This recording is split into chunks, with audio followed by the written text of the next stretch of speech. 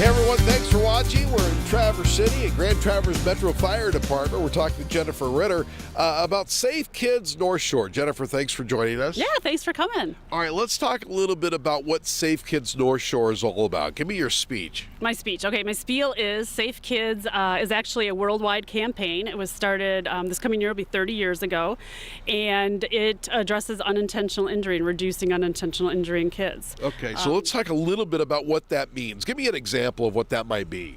Right, so pretty much anything other than abuse and neglect. So we address things like car seat safety, so traffic issues, traffic crashes, poisonings, drownings, fire safety, carbon monoxide, all things like that. All right, so why are we here talking about this? I mean, what led us to this point where there had to be a program to address this? I mean, did it just get so much out of control? So unintentional injuries have always been the #1 killer of children under the age of 14. Really?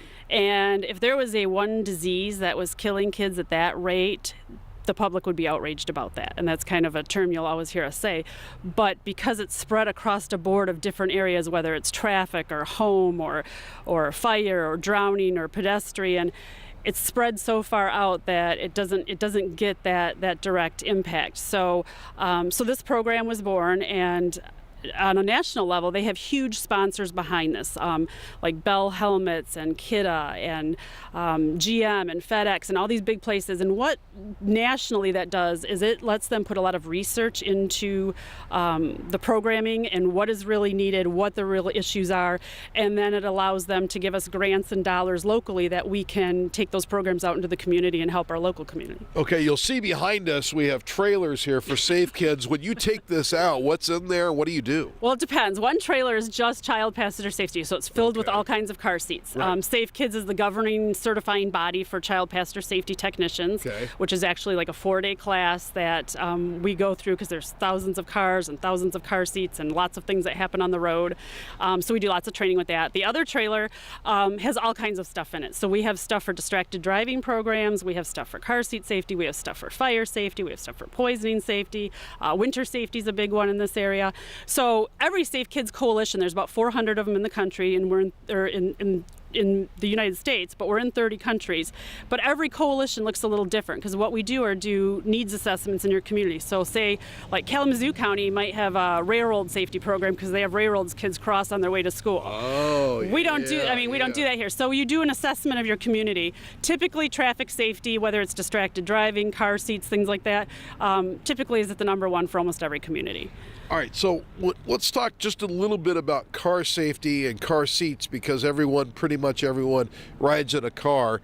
What do you suppose the percentage is of people who really understand how to get a car seat in, secure it safely, and who needs to use it?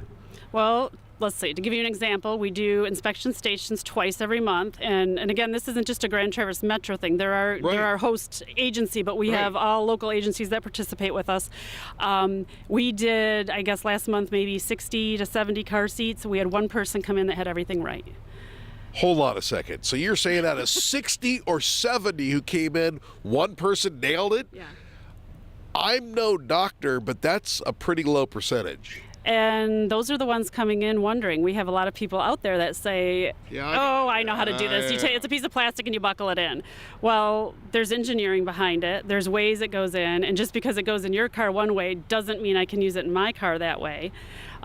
There's several different types of seat belts. They all lock differently. Some people think more is better, so they engineer their own stuff and they bolt things in and they use climbing straps and all kinds of things. And everything's engineered with a purpose. I mean, our straps, just like our seat belts, are engineered to have a certain amount of give so they absorb some energy in a crash so it's not all absorbed by the body. I mean, there's lots of things to it. Okay, so for someone who's watching, because we're running out of time, where can they go to find out more information about your program if they want to reach out?